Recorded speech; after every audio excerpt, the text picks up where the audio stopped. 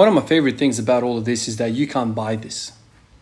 A rich man can't go to somebody else and buy himself a 200 kilo squat, a 250 kilo squat. You can't buy it. So Mark Zuckerberg, Bill Gates, these type of characters, can't buy it. So in a way, we're dealing with a different type of currency here. There's nothing you can do other than put time in. Many other things in life, you can weasel your way through. In fact, I would say the majority of things in life, you can kind of buy your way through, or connections or whatever. When you go to the gym, when you go to the squat rack, when you go to the barbell, iron knows what's up. You can't cheat anybody. That's one of my favorite things about it, because it crystallizes everything, it precipitates everything to its essence. How much time have you put in? How much dedication have you put into this? How much do you want this? Simple as that. I love that. I absolutely love that, because wherever else I turn in my life, there seems to be, somebody's got a, advantage here, there, everywhere. With this stuff, man, yeah, sure, somebody might get to a 300 kilo squat in 10 years. Somebody might get there in 15 years. Somebody might not even get there. Somebody might stop at 240 kilos and can't put another kilo onto that bar. The beautiful thing about this, if you give yourself 5 years into this, you're going to stand far, far away from the regular bloke who's never touched the bar. Far, far away. That's a beautiful thing to me. That's a different type of richness. It is fair. It is fair, and everyone runs by the same thing. Sure, there are freaks that are born into this world who have a physical predisposition to super fast gains. That's cool. But even that guy can't have a 300 kilo squat just by walking up. Okay, maybe somebody that's 300 kilos body weight themselves, but I don't see too many 80 kilo guys who have never touched the gym walk in and pull 300. If they do, they have lived a very, very hard life, a physical, full of labor type of life.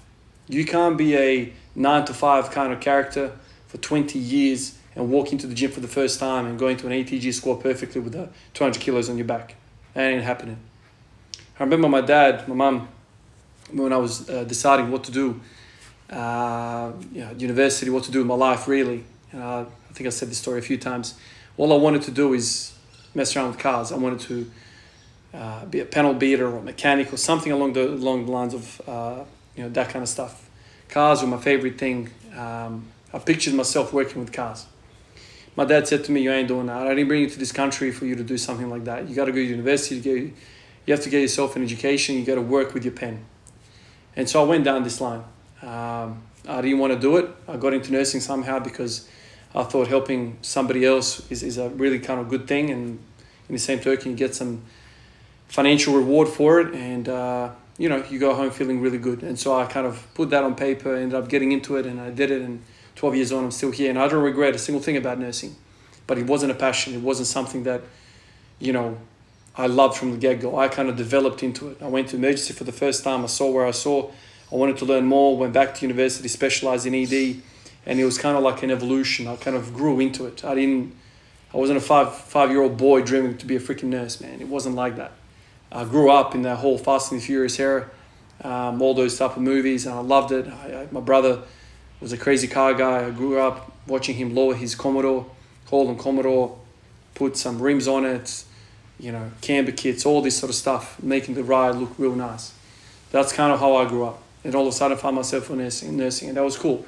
And then as I was kind of going through that whole medical training, nursing training, all of that, I started kind of learning about what makes up a healthy person. And wherever I looked, they teach you about the food pyramid, they teach you about movement, so much movement per week, so much movement per day, sitting is the new smoking, all these types of things started popping up, and I started learning about pathophysiology of chronic disease and all this sort of stuff. And soon I kind of realized that people that sit in an office are more unhealthy than the bloke that's standing and working on a construction site. The labor people that are working labor all their life live longer than the person that's at 9 to 5 for 40, 50 years.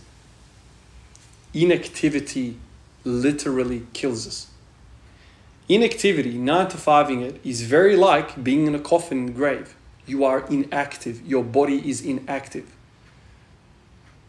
A lot of people imagine a life where you're just living in luxury. You don't have to do anything. You've got servants here. You got DoorDash or freaking whatever you call them. Forget the name now. People bring food to your door, whatever. Like, you don't really have to do anything, man. You can get cleaners, you can get this, you can get that. What people seem to forget is that movement is health. If you're gonna get everyone else to do all these needs for you, what are you going to do with your time? Sit on the computer, play video games? Watch some movies? Some more inactivity there? Where are you getting your inactivity? If you are somebody that is sitting on their ass for a living, you have to work your ass off after that 9 to 5 just to freaking get back to ground zero, just to get yourself to zero.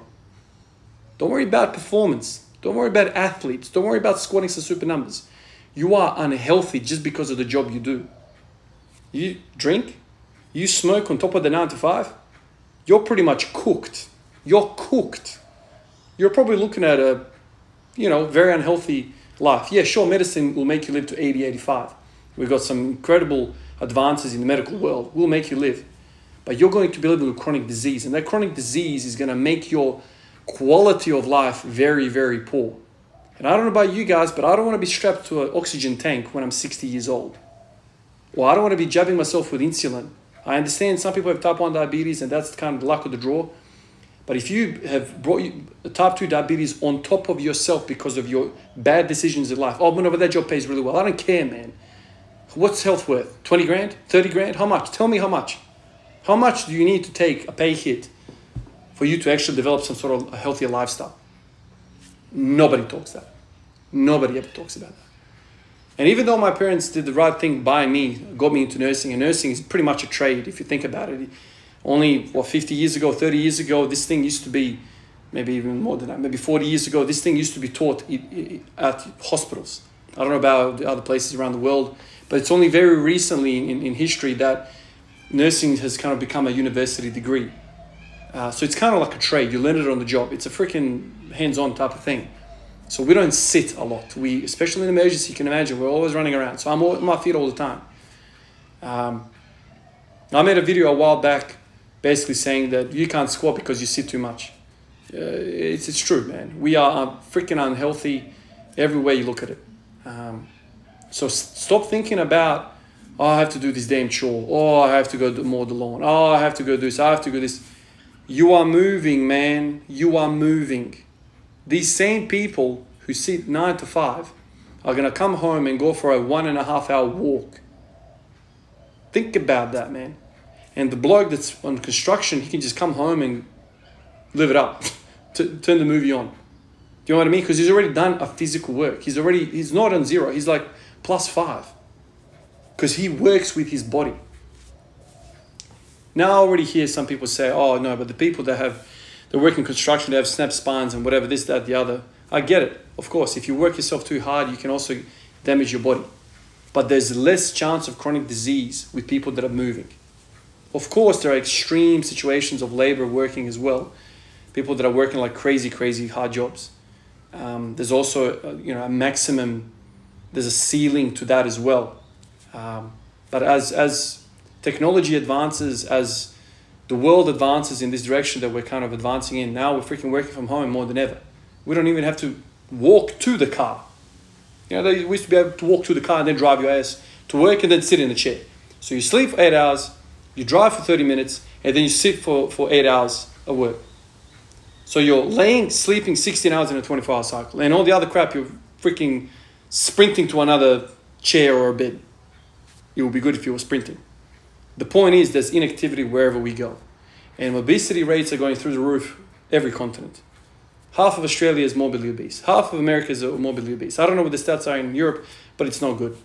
Mix that in with trash that we're eating. The soil's only getting poorer and poorer. The food that we're putting into our food is getting less and less nutritious. It's a freaking downward spiral. And on top of that, we come home from these 9 to 5 jobs, which are mentally fatiguing, and we're like, I am exhausted. Mate, you are not exhausted a single freaking millimeter. It is all mental. It's a mental fog. Your body did jack shit. You are just mentally exhausted. And as soon as you start moving, as soon as you start getting these limbs moving, all of a sudden you start to feel fresh. But this is kind of the haze that we have. And especially with after work, on the way back from work, driving to Macca's, load up on that trash as well. All of a sudden there's a brick sitting in our stomach, all the blood goes there, and now we have no blood pressure, and all we got to go sleep. Fast forward 20 years, you've got a cabbage, coronary artery bypass graft. I'm speaking in medical terms. Basically, your heart's screwed. They can't even stent these clogged up arteries. They got to freaking wire up new ones. It's ironic. Don't you find it ironic that some of this advice that we're getting to go and find ourselves a comfortable job is actually doing us ill favors for our physical health? This is why chronic disease is through the roof. This is why Big Pharma want to strap us to a 20, 30 year prescription of statins, anti-inflammatories, antidepressants, you freaking name it. It's all there, man. All you got to do is rock up to the pharmacy. Give them 30 grand a year and you're set, mate. You're freaking set. Now you tell me, the 100 grand that you earn as an office person, you spend 30, let's say, on health. Let's project it, because when you put in the physio, the chiro, the drugs, all that crap, some of these people are sick, man. That bloke that's doing $70,000 working on construction site is probably looking better right now. Because you have to remember, it's about the quality of life. A lot of people tell me, I don't want to live to 100. That's cool, man. But you want to live the last 20 years of your life strapped to an oxygen tank? You don't. Do you want to prick yourself with needles every single day? You don't. I know what this shit looks like, man. I see people who have completely screwed themselves up. And when I speak to them, they're like, man, I wish I did something about it in my 30s, in my 40s. Mate, if you're not fit in your 30s, it's going to be double hard in your 40s, and it's going to be pretty much impossible in your 50s. Okay? Start now. If you are 20 years old and morbidly obese, what are you doing, man? You're just not aware of what's happening to you. Oh, man, but that game came out, man. Every single freaking week, they're releasing some incredible games that strap your balls. The joystick straps you in for another freaking month. Another 1,000 hours gone. While your gut grows, while you continue to eat trash, while you continue to eat. Sit at work, sit at home, and then sleep at home. Just pure inactivity wherever we go. Sometimes I catch myself thinking about all this stuff, and I'm like, man, you know, I'm stressing about some like supernatural crap, you know, scoring 300 kilos, man, and it's probably not even possible for a natural fella, the life that I lead or whatever, but that's kind of where my eyes are. But then I think to myself, man, like you are so far above zero because of all the things that I just mentioned. I managed to fall in love with this stuff, you know, but some people don't even love it, and they do a 9 to 5. So I am not doing a 9 to 5 in the sense of I'm not sitting on my ass 9 to 5. I've got an active job. I've got an active hobby, you know. It's like plus. All I got to do now is jump on my bike and ride to work, and that's pretty much limited all my sitting. Just move, man.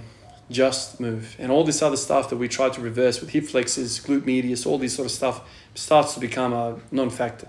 I guarantee you, man, my grandfather didn't have hip pain because he walked 15 kilometers to school. Right? A few of us were talking about this last night, about how running and walking actually works the damn glute med. So if I was to go for a run, I'll probably do all the unilateral freaking leg exercise that I need, because the whole thing is on one leg. Running is a one leg exercise. You're always on one leg. You're never on two legs. You know, and even though I do a lot of walking, I also do a lot of squatting, and so the balance is not there. If I was to kind of throw in some running and a lot of squatting, all of a sudden there's a balance there. You know, it's just interesting. It's just interesting how it all comes back to basic human function. You know, where we're deviating away from how our body's supposed to move. We're not supposed to be sitting on our ass 16 hours a day, man. That was never part of our genome. Appreciate you guys. Thanks everyone on this list, and thanks everyone on the comments. Appreciate the conversations. It's always thought-provoking, and this is where some of these topics come to me. It's from the discussions we always have. Something always sparks my mind. So you guys keep asking me, how do you come up with all this crap? How do you come up with all these topics, man? It's you guys stimulate me. I think about all these things, and I go down the rabbit hole of thinking, and voila, something comes out that I find interesting, and I just let it rip. All right, guys. I'll catch you guys in the next one. Peace out.